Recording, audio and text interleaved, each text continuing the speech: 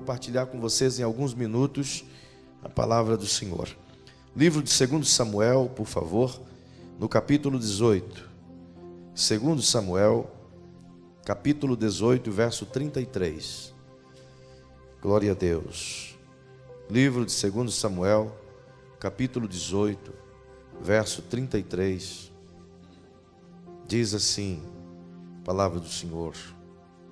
Então o rei, profundamente comovido, subiu à sala que estava por cima da porta e chorou.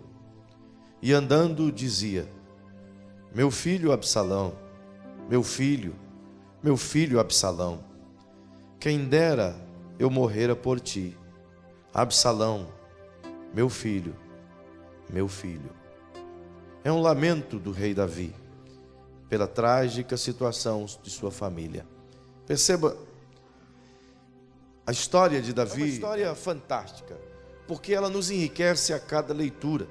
Olhar para Davi é olhar para uma porção de exemplos. Estudar Davi é o mesmo que estudar uma enciclopédia, porque ele traz um conteúdo riquíssimo no contexto de vida familiar, no contexto de vida servidão, no contexto de vida como adorador, no contexto de vida como um líder militar, no contexto de vida como um general, principalmente no contexto de vida como um rei que foi segundo o coração de Deus. Lógico que não esgota os ensinos e a busca sobre o conhecimento acerca de Davi. São coisas fantásticas, que poderíamos ficar por horas falando sobre ele.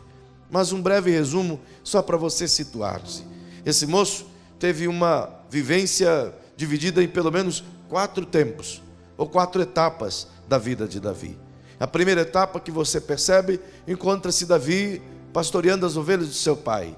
Cresceu no campo, cresceu sobre esse amparo paternal, mas dando-lhe responsabilidade de cuidado de ovelhas. Cresceu, portanto, tendo conhecimento básico do que é viver na solidão, do que é estar amparado apenas pelo calor da lã das ovelhas e pelo teto que era o céu e o sol que tinha ali por cobertura.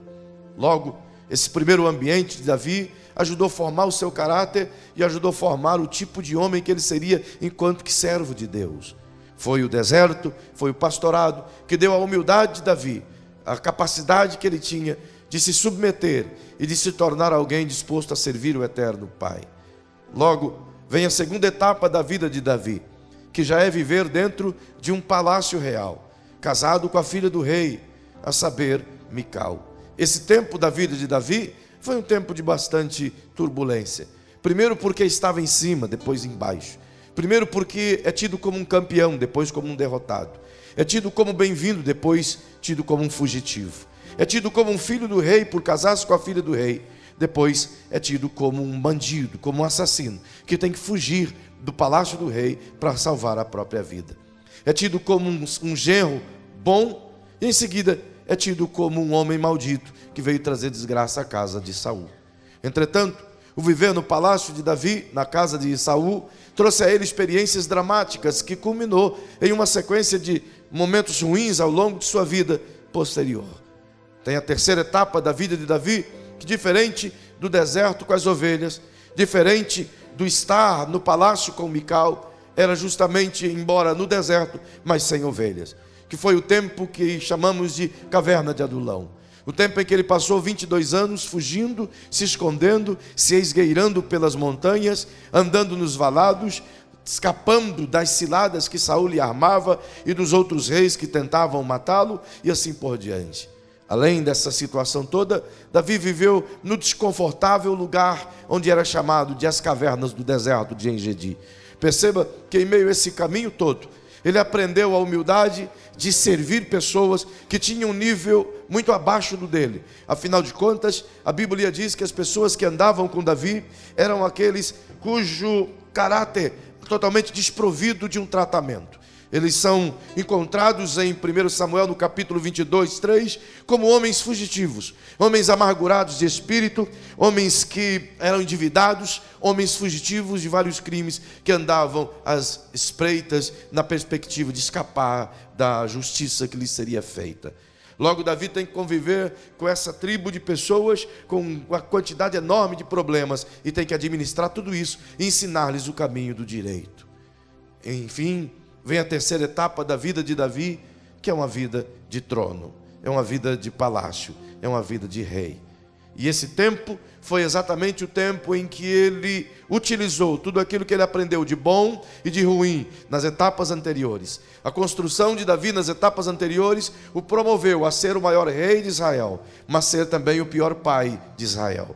O promoveu a ser o homem que tinha o coração segundo o coração de Deus e que escreveu a maior parte do Antigo Testamento, mas que com certeza também deixou um legado de muita tristeza em sua casa ao perceber que a única coisa que era dado a ele para pastorear de maneira bem feita, ele o fez de maneira mal feita.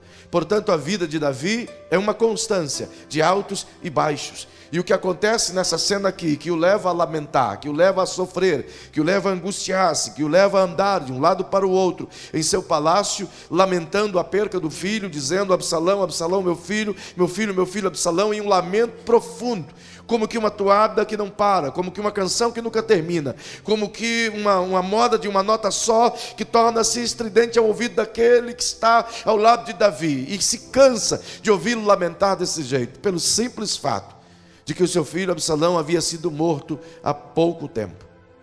E perceba que fora através de uma morte extremamente cruel. Davi havia dado a ordem aos seus servos de que pudessem capturar Absalão, mas que não o matasse. Entretanto, você percebe que Absalão, em meio a uma fuga, Joabe consegue atacar o moço e cravou-lhe várias flechas no peito, justamente porque este, em meio à sua fuga em seu cavalo, a sua longa e bela cabeleira, e diz a Bíblia que era um dos homens que tinha a cabeleira mais bela de Israel. Enquanto esvoaçava o seu cabelo ao vento, passando por uma região de baixas árvores, ele ficou entrelaçado por conta do seu cabelo longo e preto e forte. Então o cavalo passou, mas enganchou o seu cabelo nos galhos e ele ficou dependurado. Totalmente volátil, totalmente vulnerável. Vem então um comandante de Davi e, ao invés de apenas capturar a Absalão, ele atira dardos e crava no peito de Absalão, levando-o à morte. É trazido a notícia para Davi de que seu filho havia morrido. Então agora não lhe resta mais nada senão lamentar a perca, chorar ardentemente e saber que agora este nunca mais ele terá em seus braços. E o lamento de Davi é justamente pelo desprazer de saber que tudo que ele poderia ter feito pelo filho Absalão, ele não o fez. E agora não lhe resta outra coisa senão pranteá-lo. E saber que o pranto não lhe trará de volta, nem o consolará de sua perca. Portanto, ele tem-nos lições a ensinar aqui nesta passagem de forma gradual a nós esta noite. Eu poderia pensar em um tema para essa pequena meditação. E eu pediria que você dissesse para quem está pertinho de você, diga por favor esta fala: perder não é bom para ninguém. Não há um só tipo de perda que a gente sinta prazer. Mesmo que sejam algumas perdas que serão importantes perdê-las, ainda assim, no início que se perde, não sentimos prazer em perdê-las. Mesmo que essas, no dia seguinte, trarão alegria pelo fato de perder e a gente voltar atrás e dizer já foi tarde, ainda assim, no momento que se perde, não é um momento prazeroso. Ninguém gosta de perder coisa alguma. Não há nada prazeroso em perder. E principalmente quando se trata de perder alguém que se ama, de perder alguém que estava próximo, perder alguém que esteve o tempo todo na proximidade, perder alguém que teve o privilégio de amar, de cuidar, de abraçar, de zelar, de vivenciar, mas ao saber que, embora tivesse todo esse privilégio, não obstante o tê-lo, o jogou fora, o ignorou, e agora só resta, portanto, o lamento da perca. Então a perca nesse caso se torna mais dolorosa, porque quando se perde sabendo que fez tudo que possível para fazer, ainda é uma perca dolorosa, mas a consciência está tranquila. Mas quando se perde sabendo que não se fez tudo que podia ser feito, então é uma perda incrivelmente dolorosa. E o lamento de Davi é exatamente em função de a sua consciência o dizer que tudo que ele poderia ter feito, ele não o fez. E agora resta-lhe o remorso e não apenas o arrependimento. O arrependimento é a mudança de seus pensamentos que poderia ter feito. Mas agora é o remorso porque sabia que estava nas mãos dele, mas ele jogou fora a oportunidade. Embora Absalão se levanta contra o rei, e não o fez apenas porque tinha de fazê-lo. Ele o fez simplesmente pelo fato de que o rei semeou tal coisa, e agora o seu filho se levanta contra o próprio pai. Isso me leva a pensar, quem dera eu pudesse lhe contar tudo isso de forma detalhada. Mas devido à ausência do tempo, eu posso pelo menos minimizar de porquê Absalão foi morto nessa situação. Perceba que a história é dramática. Davi teve esse menino e deu-lhe um nome muito lindo. Absalão divide-se em duas palavras, Absalom. Isto é, Absalom significa rei de paz, ou pai da paz. Logo, era um menino que tinha tudo para ser rei em Israel, para ter a continuidade do reinado de Davi, tinha capacidade para isso, tinha relacionamento para isso, tinha carisma para isso, mas o seu pai, em momento algum, conseguiu trabalhar isso ao longo da etapa de crescência do filho e permitiu que ele se perdesse ao longo de seus próprios pensamentos. Logo, Absalão foi um menino que cresceu sem os cuidados do pai, foi um menino que cresceu completamente distante da paternidade, do carinho, do conselho, da orientação, e ele se perdeu mais ainda quando tomou as dores de sua irmã. Afinal de contas, ela fora estuprada por seu irmão Amnon. E à medida que Tamar é estuprada de uma forma incrivelmente ruim, trágica, terrível, tenebrosa, que ninguém gostaria, ele sentiu e viu a ausência de seu pai, inclusive em não consolar a própria irmã, e nem tampouco julgar ou punir o irmão Amnon que fez essa tragédia com a irmã. Ao contrário, a passividade de Davi gerou em Absalão um ódio tamanho pelo irmão, que 2 anos depois veio ele a promover um churrasco assassino. E no meio desse churrasco assassino, ele deu cabo da vida de Amnon. E em meio a essa outra tragédia que se levanta, Davi, ao invés de chamar Absalão para si e cuidar dele, ao contrário, o ignorou, o desprezou e o lançou fora de sua presença. De maneira tal que o menino foi viver junto com o avô, transferiu a responsabilidade de cuidar e de punir em 3 anos distante. Em meio a tudo isso, Davi sequer deu um dito, uma palavra, um conselho, um arroxo, uma sua, sei lá o que fosse, ao filho, ignorando-o completamente. Por fim, o menino ausente do pai, já moço, desesperado por ter o aconchego e por ter sequer, ainda que fosse uma palavra dura, mas que fosse do seu pai, ele pede para voltar. E Davi, por sua vez, não quer ouvir Absalão. Ao contrário, é preciso que outros, terceiros, intervenham, intercedem pelo menino a Davi. E Davi concede porque ouviu os seus soldados, ao invés de ouvir o lamento do filho. E quando o menino volta, Davi ficou 2 anos sem vê-lo, sem falar com ele, sem estar com ele. Então o moço disse: que me adianta estar aqui, se meu pai é mesmo assim, não me vem me perdoar, ou me julgar, ou me matar. Era melhor ter morrido, eu ter estado longe. Não obstante, falando tudo isso, Davi o ignora mais ainda. Então ele sorrateiramente ganha o coração do povo. Ele começa a tratar as pessoas bem, e as pessoas o amam. Afinal, ele é Absalom, o pai da paz. E por meio disso, as pessoas entendem que ele seria um bom rei. E ele consegue conquistar pessoas. E levanta-se contra o reinado de Davi. E em meio a essa trágica rebeldia, ele propõe matar o próprio pai. E o pai, portanto, tem que tomar a sua família, o que sobra, e os seus 11.000 homens. E sai, portanto, vagando ao deserto novamente, aos lugares que ele já vivera, para fugir da ira de Absalão. Em meio a essa fuga e em meio à luta, vem essa batalha travada, em que os soldados de Davi aniquilam os soldados de Absalão. E em meio à fuga, Absalão é morto covardemente. Assim sendo, o lamento de Davi é um lamento justo pela perca do filho, mas é um lamento injusto porque ele tinha tudo para fazê-lo e não fez. Então isso me ensina algumas coisas, e eu quero te levar a perceber o que essa vida de Davi pode nos traduzir esta noite. Veja, porque às vezes as pessoas desviam de sua fé, porque às vezes perdemos pessoas queridas no contexto de igreja, porque às vezes perdemos filhos que nasceram aqui dentro, porque às vezes perdemos jovens que se convertem aqui e daqui a pouco já não estáis aqui, porque perdemos filhos que crescem na igreja e de repente eles desaparecem, deixando apenas o rastro de que um dia foi feliz. O que eu quero tentar te mostrar em rápidas palavras hoje é porque as pessoas se perdem e porque não conseguimos segurá-las. Existem lições importantes. Eu queria que você observasse a primeira delas.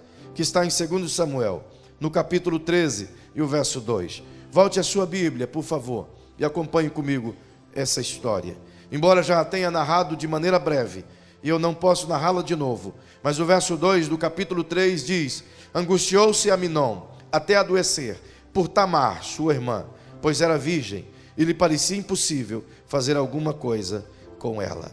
Esta é a parte inicial da narrativa, onde Aminon se apaixona por Tamar e tenta tê-la, mas não consegue porque ela é sua irmã e ele não quer se declarar a ela. Ele prefere de uma maneira brusca ouvir o conselho de um amigo que diz a ele: convida a sua irmã para vir sob o seu aposento e faz de conta que você está doente. E quando ela chegar, você diz para ela que você quer comer a comida que ela faz. Então ela é gentil, ela vai fazer a comida para você, Aminon. E quando ela trazer a comida, então você despreza a comida e prende ela no seu quarto. E você vai ter a sua irmã para você. Ela vai ser sua como queira. E o Aminon entendeu que esse plano era legal e praticou tal coisa e abusou de Tamar. Só que depois que ele abusou dela, que ele a estuprou covardemente, ela, perdendo a virgindade, sentiu a dor da vergonha. E ele agora, vendo-lhe envergonhada, ao invés de no mínimo amenizar a sua dor, de no mínimo tentar ajudá-la, ele simplesmente a ignora, a espanca, a expulsa e a coloca seminua para fora do seu quarto. E em meio a essa dor, ela sai correndo pelo palácio seminua, sangrando e chorando, e se encontra diretamente com Absalom no corredor do palácio, e ela não quer lhe contar o que aconteceu, e ele veio saber por detalhes depois. Perceba que ela disse inclusive a Aminon, enquanto estava sendo espancada, dizendo: Aminon, não faça tal coisa, você pode me pedir ao meu pai, e o meu pai me dará a você, e eu vou ser sua como você quiser. Mas ele a ignorou completamente, a estuprou covardemente, e ainda abusando dela de forma violenta, a expôs ao vitupério, isto é, a humilhou publicamente, tirando totalmente a honra dessa moça, fazendo com que ela nunca mais encontrasse alguém que pudesse casar-se com ela. Afinal, ela foi estuprada, condenada a viver sempre agora sozinha, abandonada, pois esse era o critério do contexto da época. Perceba que em meio a essa tragédia, o Absalão, ele nutre no seu coração o ódio pelo Aminon. Ele não foi ter com Aminon e perguntar: por que você fez isso? Mas ele foi ter com o pai e disse: pai, o Aminon abusou de Tamar, minha irmã. Ele fez o que era ruim de fazer. Mas o Davi sequer observou isso. E você percebe que aqui nos dá uma lição a partir da apatia de Davi. Diga para quem está ao seu lado: para perder alguém importante, basta uma falsa sensação de espiritualidade. O Davi era um homem de Deus, era um homem que vivia sobre o contexto de uma adoração constante, mas em algum momento da vida dele, a adoração deixou de ser a base. Em algum momento da vida dele, o relacionamento com Deus ficou turvo, e ele se perdeu dos próprios conceitos. Então a espiritualidade de Davi deixou de ter um tino espiritual, deixou de ter a experiência com Deus. E lhe faltou, portanto, a visão macro de quando as coisas ruins viessem até ele, ele visse não só aquilo que estava diante dos seus olhos, mas tudo aquilo que estava em volta. Ele deixou de ter uma visão periférica gerada pelo Espírito através do relacionamento. E agora essa espiritualidade superficial lhe impediu de ver que o seu problema estava mais além do que simplesmente uma crise familiar. Isso, trazendo para o nosso contexto, a falsa sensação de espiritualidade é o primeiro elemento que coloca as pessoas para fora do contexto da igreja. Quando nos sentimos bem, quando achamos que estamos perfeitamente bem espiritualmente, é onde o perigo se aproxima. Quando cada um de nós começa a olhar para nós mesmos e dizer: agora eu estou bem, eu estou relevantemente com Deus, estou perfeitamente em pé, diferente de quem está por baixo, é quando o perigo se aproxima. É quando eu começo a sentir que a minha espiritualidade está acima das dos outros, e o problema da pequenez dos outros não mais me incomoda, porque a minha grandeza me faz sentir superior a qualquer um deles. Isso, infelizmente, estava intrínseco dentro do coração de Davi. Ele estava ocupado demais com a sua falsa espiritualidade para cuidar da espiritualidade daqueles mais fracos. É por isso que o apóstolo Paulo escreve à igreja em Roma, dizendo que devemos ter tolerância com os mais fracos na fé, ouvi-los, caminhar com eles, ajudá-los, não enxotá-los quando o perigo os ameaça. O que Davi faz aqui é o que muitas células, é o que muitos líderes, é o que muitos pastores fazem com suas ovelhas. Quando elas chegam cansadas, alquebradas, com o carrapicho na sua lã, com suas patas feridas ou enlameadas porque andaram nos lugares que não deveria andar, é mais fácil ignorá-las ou excluí-las do contexto dos super espirituais do que chamá-las para perto, dar um banho, tratar, cuidar. E quando não fazemos isso, as expomos, as colocamos à margem, para que os ladrões e salteadores de alma se apossem de cada uma delas. Então o primeiro perigo que nos ronda na caminhada da fé é a falsa sensação de uma segurança espiritual. É exatamente por isso que o Cristo nos convida a ter um constante coração de criança, que nos leva a ter uma total dependência do Pai em todo o tempo, e termos a certeza que em nenhum momento podemos andar sem estar segurado nas mãos do Pai. Mas o problema é que nos tornamos adultos e passamos a pensar como adultos. Então nos sentimos capazes de andar sozinhos e até independentes de Deus. E o primeiro sinal de nossa independência de Deus é quando começamos a olhar o defeito dos outros sem pensar em curá-los, sem pensar em tratá-los, sem pensar em ajudá-los. Afinal de contas, é mais fácil olhar a sujeira da lã da próxima ovelha do que tentar lavá-la. Quando na verdade a igreja deveria ser um lugar onde todos pensassem um no outro, como que buscando o bem-estar do seu próximo. Afinal de contas, foi o mesmo apóstolo Paulo que escreveu aos Romanos, no capítulo 12, verso 9, dizendo que cada um considere os outros superiores a si mesmo. Outra vez ele diz: cada um não atente apenas para o que é seu, mas também para com o que é do teu próximo. Como quem quer dizer, sendo igreja, deve ser um lugar familiar a ponto de um cuidar do outro. É por isso que estamos tentando manter uma igreja viva no contexto de células, porque não há nada mais poderoso no cuidado um do outro do que células. E mais do que ter células, estamos tentando plantar uma visão de um discipulado 1 a 1, onde literalmente eu cuido de você e você cuida do outro. Onde deve chegar um tempo em que todas as pessoas estarão sendo cuidadas e amparadas, não sendo dominadas por um sentimento de poder, de comando, ao contrário, mas por um sentimento de servidão, de amor, de cuidado, de compaixão. Isso é koinonia, isso é igreja. Quando nós temos a falsa sensação de uma espiritualidade que nos provoca segurança, então acabamos de nos tornar completamente arrogantes e prepotentes no nosso contexto de fé.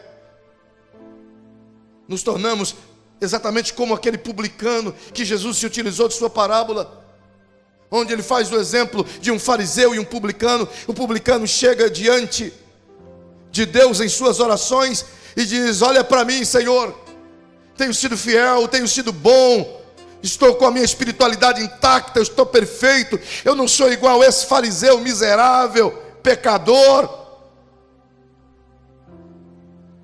Agora perceba que enquanto a gente continuar batendo no nosso peito, achando que estamos por cima da carne seca, estamos caminhando a passos largos para perder aquilo que tem de melhor do que é o companheirismo do Cristo em meio a esse mundo totalmente sem companheirismo. É necessário olhar um para o outro sobre um contexto de que precisamos um do outro. Olhar um para o outro sobre um contexto de que eu sou dependente de Deus e como tal preciso do meu irmão que me ajude a ser como tal. À medida que eu começar a me sentir superpoderoso, eu tenho que entender que a minha superficialidade da fé é vista exatamente no sentimento que me faz ser grande. E a minha total dependência de Deus me faz me tornar totalmente dependente de você. O que o Absalão estava dizendo para o pai é: pai, cuida de mim. Pai, eu estou morrendo aqui. Pai, eu estou doente, cuida de mim. Mas o Davi estava num nível espiritual realmente alto, que não dá para olhar quem está doente embaixo. Então coloque a mãozinha sobre o ombro de quem está ao seu lado e diga: por favor, vamos tentar manter a nossa visão no mesmo nível, onde possamos olhar um ao outro, na dependência um do outro. Eu dependo de ti, tu depende de mim, e assim por diante. É um contexto de ajuda mútua. Isso me leva a um segundo pensamento. Corre comigo, por favor, lá em Gênesis, no capítulo 4. Observa o coração de Caim. Gênesis capítulo 4, verso 7. Trágica palavra, ou trágica história. Mas Deus dá um parecer ao coração de Caim e diz assim: Caim, se procederes bem, não serás aceito.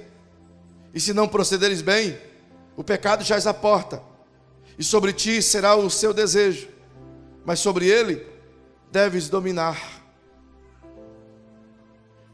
O segundo elemento que nos faz perder pessoas, e que nos faz, inclusive, nós mesmos nos perder em nossa caminhada de espiritualidade, não apenas está coadunada a Davi, mas também me dá uma visão ampla dentro de Caim. E eu queria que você repetisse comigo, por favor, para memorizar no seu coração. Diga comigo: o cultivo da tentação dentro do coração. Olha bem, do momento em que o Absalão sabe que o Aminon destruiu a vida de Tamar, ele já estava com o coração afastado de Davi ao longo dos anos. Já não tinha o pai como referência, já não tinha o cuidado, já não tinha a correção, já não tinha o amor, já não tinha a dependência do pai. E agora, com essa crise, com esse mal, o coração de Aminon se torna, aliás, de Absalão, se torna uma terra fértil para cultivar o ódio, cultivar o desprezo, para maquinar o mal, para que o desejo da carne, de vingança, possa brotar. E é o que Deus disse a Caim. Diz: Caim, o mal sempre vai estar no teu coração tentando aparecer, Caim. O desejo de fazer a maldade sempre vai se apresentar a você, Caim, mas sobre ele você deve dominar. Significa que nenhum de nós está isento de ser tentado. Nenhum de nós está isento de ser tomado pela ira, pelo ódio, pela raiva. Nenhum de nós está isento de pensar maldade contra o outro. O problema está em nutrir o pensamento. O problema está em deixar essa raiz crescer e ela se tornar um câncer e ficar obcecado para cumprir aquilo que acha que tem que ser feito. O Aminon armazenou isso no coração de amor por Tamar e o levou a estuprá-la. Anos ele veio armazenando, arquitetando. O Absalão armazenou isso no coração e durante 2 anos ele arquitetou um plano para matar Aminon. Não tratado, o desejo do seu coração veio à tona de novo. E durante anos ele arquitetou o plano para usurpar o trono de Davi, seu pai. E foi o próprio Davi que disse: um abismo chama outro abismo. Então um desejo de vingança, um desejo de ódio, um desejo de justiça exacerbada, um desejo mau dentro de nós tem que ser corrigido com tanta veemência e dominá-lo para que ele não cresça. Pois tudo que o diabo faz é colocar fertilizante ao seu pé para que a erva daninha cresça no seu coração. É por isso que existe uma pancada de pessoas amarguradas, com o coração doído, com a alma ferida, pessoas que não conseguem amar nem cuidar um do outro, pessoas cujo próprio semblante de alma estampado no seu rosto mostra a dor, pessoas que perderam a compaixão, pessoas que tanto fez como tanto faz. E muitos desses convivendo dentro da igreja, entra domingo e sai domingo e continua a mesma coisa, seu coração endurecido como uma pedra. Não há palavra que penetra, não há quebrantamento que desça. Porque tudo que ele possuía de terra fértil foi dominado por essa erva daninha maligna, que o arrancou, que o fez perder-se. Imagine quantos filhos, quantos membros, quantos crentes perdidos dentro das próprias igrejas. Imagina quantas pessoas que fazem parte da própria igreja estão perdidos dentro dela, desviados dentro dela. Davi tinha uma família, iam todos para o templo, mas todos estavam desviados dentro do templo. Todos distantes de Deus, dentro do próprio templo de Deus. Então diga para quem está perto de você: estar na igreja não significa estar em Cristo. Muito mais do que estar na igreja é ter o Cristo dentro de nós. E quando não permitimos que isso aconteça, essas ervas vão dominando todo o espaço do nosso coração.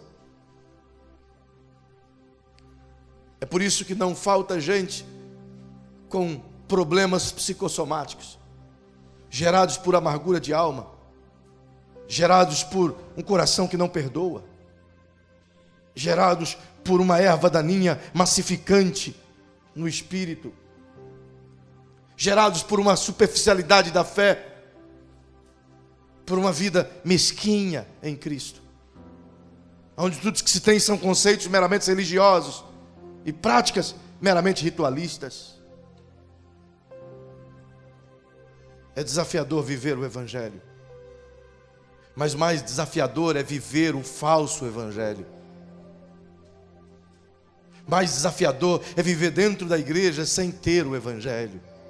É viver de uma aparência, é viver com uma máscara, é ser um bom ator.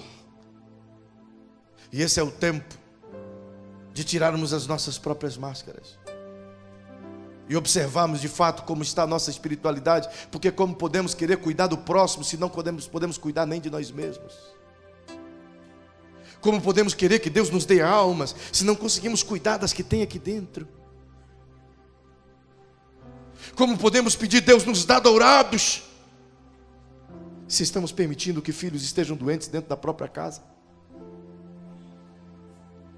Então há um bramido do Espírito Santo tentando nos acordar e dizer: olha ao seu lado. É tão fácil perder uma pessoa, irmão. A coisa mais fácil que tem numa igreja é perder uma pessoa, porque só sabemos que ela está a perigo de morte quando a morte se aproveitou dela. Dificilmente conseguimos saber que tem alguém doente ao nosso lado, ou pelo menos começou a ficar com febre, quando a gente fica sabendo. Quando você fica sabendo, quando está ficando sabendo, a pessoa já pecou, já caiu, já adulterou, já morreu. Quando cada um de nós deveria ser uma família. O problema de Absalom não começou no Absalom, começou no pai, começou na mãe, foi para Aminon, de Aminon para Absalom e para os demais irmãos. Então o problema do irmão não é só do irmão, é meu também. Então, se você tiver coragem, olhe bem para quem está pertinho de você e diga: você podia ir para casa sem essa palavra hoje? Mas talvez seja exatamente isso que o Espírito Santo quer de nós, nos fazer entender que cada um de nós é uma peça importante nesse contexto chamado igreja. E que se eu não tiver essa consciência, irmão, então eu vivo uma falsa espiritualidade. Porque se eu postulo amar a Deus e não amar o meu próximo, então nada mais é do que uma falsa fé, um falso amor. E Deus diz por meio de João: eu ando em trevas. Se eu digo que eu o amo, que eu estou na luz, mas eu não amo o meu irmão, eu estou em trevas.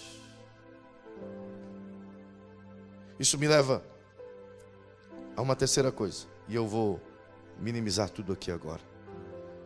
Diga para quem está ao seu lado: o caminhar sozinho, sem cobertura, sem discipulado, é o terceiro passo para as pessoas se perderem na fé. Olha o que, segundo Samuel, no capítulo 13, verso 37 diz: 2 Samuel capítulo 13, verso 37. Absalão fugiu e se foi a Talmai, filho de Amiú, rei de Gesur. Mas Davi pranteava seu filho todos os dias. Absalão fugiu para Gesur e esteve ali 3 anos. Então Davi sentiu saudades de Absalão, pois já se tinha consolado acerca da morte de Aminon. Momento algum, Absalão caminhou debaixo de alguém. O Davi sentiu saudade do filho. Diga para quem está ao seu lado, diga: o rei Davi sentiu saudade do filho, mas não fez nada para matar a saudade. De que adianta sentir saudade? De que adianta? De que adianta apontar que fulano caiu e não fazer nada? De que adianta apontar e dizer fulano está doente e não fazer nada? A irmã Caliana falou muito bem aqui, ela e o Aruel. De que adianta dizer defeitos, mas não se posicionar para fazer nada? Davi sentiu saudade, mas não se moveu. Sentiu que precisava ver o filho, mas não fez nada para vê-lo. O caminhar sozinho é tendencioso à queda. A Bíblia diz que nunca deve se caminhar sozinho nessa vida tenebrosa. Ela diz: melhor 2 do que 1, porque se um cair, o outro ajuda a levantar. Então diga para quem perto está de você, diga assim: não me deixe sozinho. Eu não posso caminhar sozinho. É por isso que o discipulado é uma das ferramentas mais poderosas desse tempo. O discipulado te faz não caminhar sozinho. O discipulado te protege. O discipulado te ajuda. O discipulado te acompanha. O discipulado te cura. O discipulado te fortalece. O discipulado te levanta, irmão. Semana após semana, meu discipulador traz palavras e palavras e palavras, às vezes de correção, mas muito mais de apoio. Há poucos dias atrás, quarta-feira passada, em meio a um trabalho grande que a gente estava tendo aqui, meu discipulador não sabia de nada. Mas por volta das 11 da manhã, ele me ligou dizendo: filho, eu senti de Deus de te ligar, porque estou sentindo um enorme desejo de orar com você agora, porque você está precisando agora. Eu digo: pai, exatamente agora eu estou precisando do seu apoio, porque há uma conexão entre Deus e o discipulador e o seu discípulo. Isso gera paternidade, isso gera amparo, isso gera apoio, isso gera cuidado. Levanta o seu bração comigo assim. Abraça a pessoa que está pertinho de você assim. E diga: o discipulado é isso. É caminhar juntos. É um ajudar o outro. Isso é discipulado, irmão. O discipulado não é domínio. Não é o Arnaud ser meu discípulo e dizer: pastor, eu posso comprar uma camiseta branca? E eu disse: não, você só pode usar camiseta preta, como eu gosto. Pastor, eu pensei em comprar um terno listado de branco. Eu diria: não. Isso aí, Deus guarde você. Você vai comprar um terno listado de vermelho. Aí sim, hein? Não é nada disso. Discipulado não é nada disso. Discipulado não tem nada a ver com o domínio, com eu tentar imprimir o meu gosto na vida da pessoa. Nada disso, irmão. O discipulado é a vida do Cristo na vida da pessoa. Nada mais que isso. Portanto, Absalom viveu a vida toda só. Você acha que um cara que viveu a vida toda sozinha ia ter sucesso? Você acha que um cara que veio para a igreja sozinho, sentou no banco sozinho, se autodiscipulou, se jogou na água, está na igreja porque está lutando contra ele mesmo? Você acha que ele vai aguentar, irmão? Enquanto que o império das trevas está o tentando tirar. E não, parece que por incrível que pareça, não poucas igrejas estão tentando colocar para fora. Não, pastor, nós não colocamos ninguém para fora. Não colocamos por palavras, dizer: aqui não é o seu lugar. Mas o fato de eu passar perto de alguém e ignorá-lo completamente é como se eu dissesse: pouco importa você estar aqui ou não. Estou colocando para fora. Quando você recebe alguém na sua casa e o ignora completamente, é como se estivesse dizendo: não estou gostando que você esteja aqui. Eu já senti isso na pele. E já passei por isso, já fiz isso com alguém também. E causei muitos males. Quando a pessoa entra por aquela porta, tudo que ela precisa é de que alguém a ame. Tudo que ela precisa é de que alguém a cuide. Você não sabe que essa pessoa passou a vida inteira na solidão do deserto, na solidão da sua casa, na tristeza do seu lar, talvez na angústia de uma família conturbada. E não poucas vezes ela entra dentro de uma igreja e recebe um abraço, a vida dela muda completamente por causa de um simples abraço. Então, diga para quem está ao seu lado: vamos fazer de tudo para que as pessoas não caiam, não se percam, porque perder, mas diga com força, por favor, diga: perder não é bom para ninguém. Em quarto e penúltimo lugar, segundo Samuel 14, 28, diz assim, eu termino essa aqui: assim ficou Absalão 2 anos inteiros em Jerusalém, sem ver a face do rei. Sabe? Tinha um filho, mas não tinha um pai. Tinha um pai, mas não tinha filho. Então ter Absalão em Jerusalém, mas não ter o filho em casa, é o mesmo que não ter. Estar Absalão em Jerusalém e não ter o pai, é o mesmo que não estar. Concorda? Em quarto lugar, filhos se perdem, ovelhas se perdem, porque falta paternidade e maternidade. Nenhum pai, nenhuma mãe é verdadeiramente pai e mãe simplesmente por colocar o filho no mundo. É pai, é mãe porque dão de mamar, dão cuidado, dão carinho, dão proteção, dão amparo, dão correção até se tornar adulto. E mesmo adulto, verdadeiros pais e verdadeiras mães ainda ficam cuidando. Volta e meia minha mãe liga e diz: tomou um remédio? Tomei, irmão. Volta e meia, a Angélica está fazendo tudo direitinho? Tá. É assim.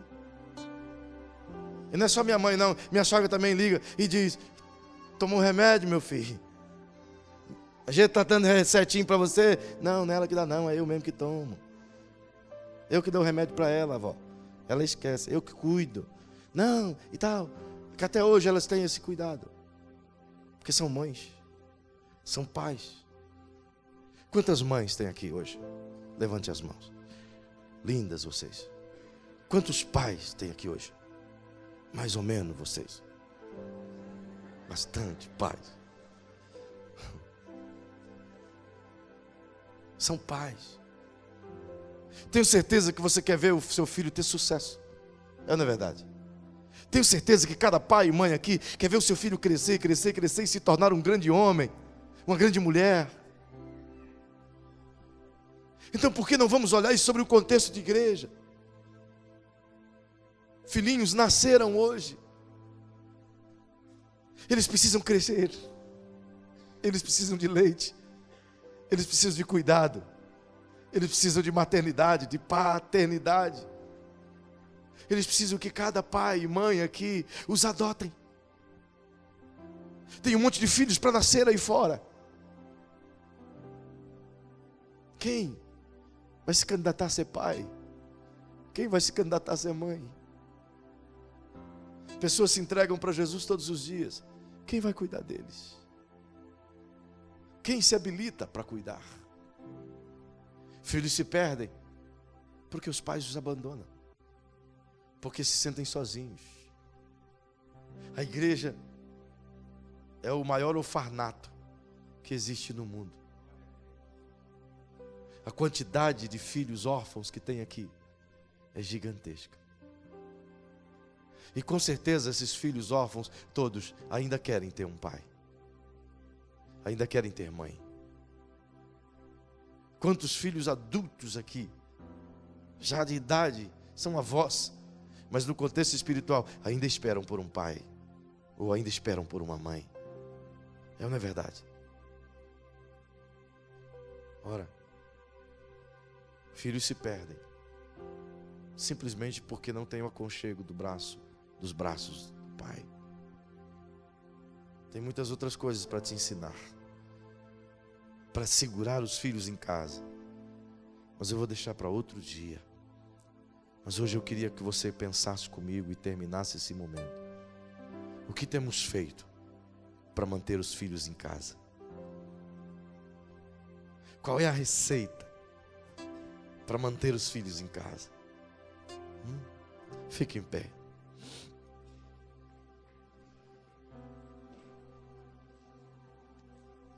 Encontre alguém perto de você e diga para essa pessoa: qual é a receita para manter os filhos em casa? Vamos dar a ele um iPod? Não, um iPhone? Vamos dar a ele um Discman? Antiguinho, né? Eu nunca tive essa parada, mas eu já vi. Sempre quis ter, nunca pude. Nem existe mais, né? Mas era tão bonitão. Pensou andar com aquele pendurado assim? E com a caixa de CD do outro lado. Aí a gente dá essas coisas para manter os filhos em casa. Vamos colocar um bom Xbox, um bom videogame, sei lá o quê. Vamos colocar uma boa TV, um bom cinema, dar uma boa comida, todos os periféricos necessários. Mas eu queria que você dissesse de novo para quem está ao seu lado. Diga assim de forma bem profética, diga: a última coisa que os filhos querem são periféricos. Os filhos só querem atenção, cuidado, amor e abraço. É só isso. Por que é tão difícil dar isso? Por que é tão difícil dar isso às pessoas? As pessoas só querem atenção, só querem cuidado, só querem amor, só querem abraço. Vamos gravar? Diga: atenção,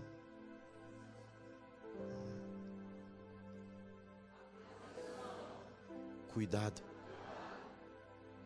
amor,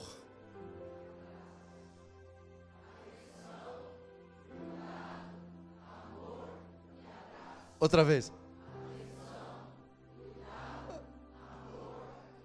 E o que você vai fazer hoje? O que você está esperando aí?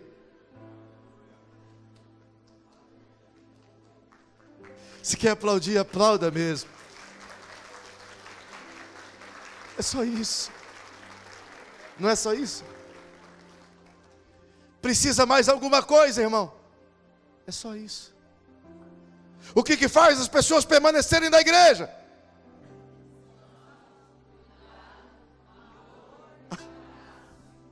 O que faz as pessoas permanecerem numa célula?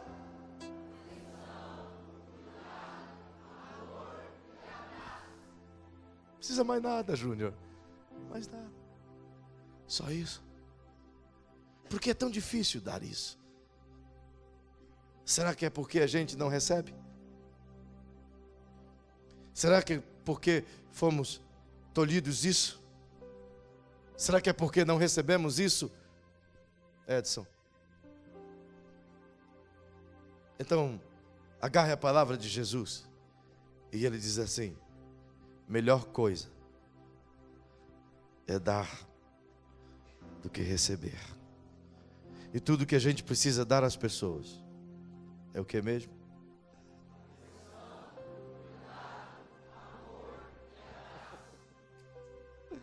Apenas isso. Segunda-feira vai começar. Uma nova semana vai começar. E a tua família só precisa disso. No teu trabalho, só precisa disso. Na tua escola, só precisa disso. Na tua faculdade, só precisa disso. Lá no comércio, só precisa disso. Na igreja, só precisa disso, irmão. Tem segredo? Tem segredo. Nenhum segredo. Eu quero te convidar essa noite a exercitar isso. Sim. Eu quero orar por você aqui hoje. Quero orar por você agora. Eu quero orar por você nesse minuto. Eu queria que você inclinasse a sua cabeça. Em o nome de Jesus. Talvez tudo o que você queira é atenção, é cuidado, é amor, é abraço. Talvez seja tudo isso que você queira. Então é somente isso que você precisa dar. Se você quer isso, é somente isso que você precisa dar. Meu Pai, eu oro com a tua igreja esta noite. Eu oro com os teus líderes de células. Eu oro com os teus vice-líderes. Eu oro com a igreja de um modo geral, Senhor.